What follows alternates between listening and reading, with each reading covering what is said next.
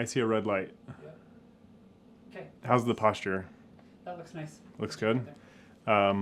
Anything I should avoid with my hands? Nope, use them as much as you want. All right.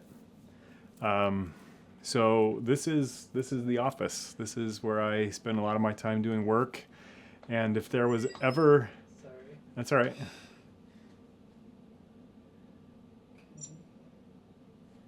And then let's start. Okay. Bye. Once again. So this is Isaac. I can't work like this. All right, move forward. Just good. Just good. All right. So where were you at? You were sitting right there. All right.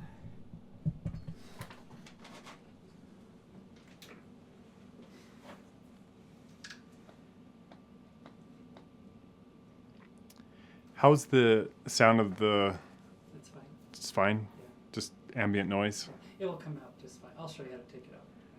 Okay, cool. So this is the office. This is where I spend a lot of time.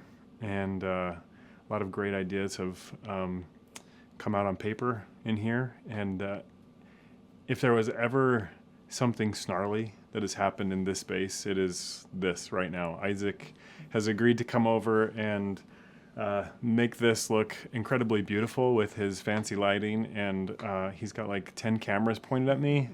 There's a microphone that you can't see.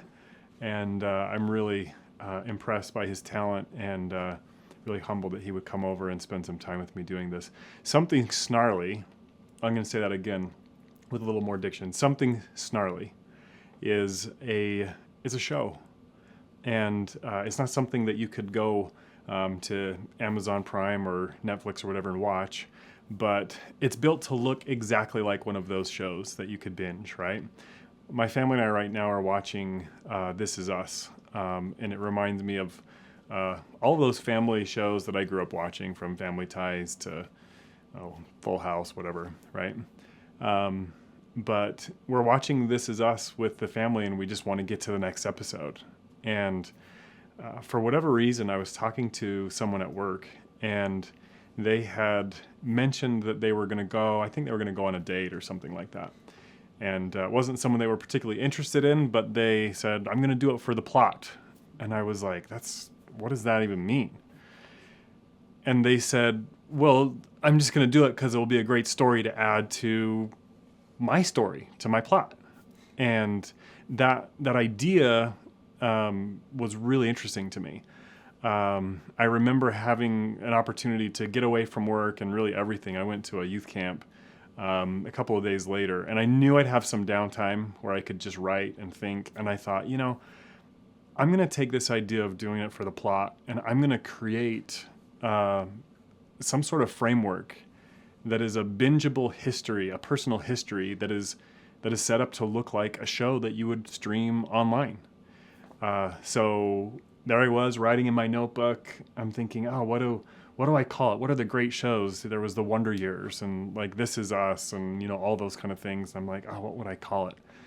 I don't remember the other ideas, but Something Snarrly just popped off. It was the alliteration. It was the, I have a couple of social channels that incorporate Snarrly, and so there it was.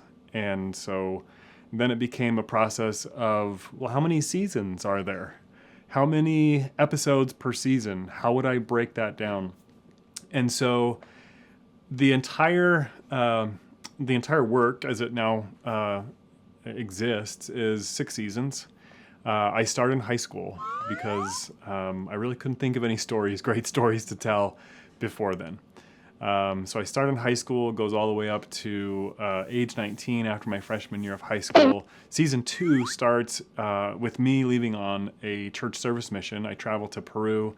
I'm there for 2 years. So we tell some stories there, and then I come home.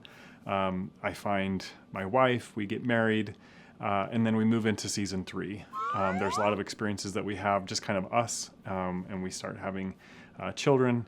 Season 4, then we're starting to have lots of adventures, going to Disneyland and stuff like that with our kids, some vacations. Season 5 is an interesting time. That takes place during kind of a season when the kids were still young, and I was able to do some performing, both on stage and with the Tabernacle Choir for a time. And season 6, I believe, is kind of everything that's happened once I retired from the choir.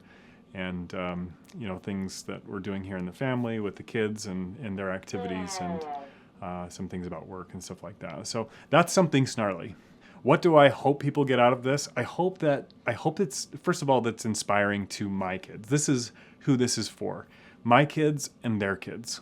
And in one opportunity, I saw my daughter, I'd shared these images with her, and, she's just like, tell me the story about this. Episode 1, season 1, right? And she's reading it, they're laughing, just the little description that it is. She's with friends, and then they go to the next one. Oh, tell us this story. And it seemed like there weren't videos to watch, but there was this almost bingeable history that was oral, in that moment where I was able to tell her these stories, and we're able to just enjoy some of that time together.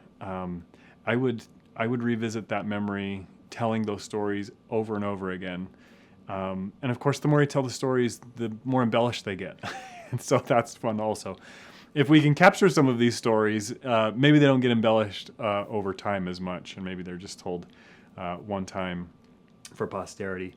But that, my friends, is Something Snarrly. I'm excited to tell some of these stories, and I hope you enjoy.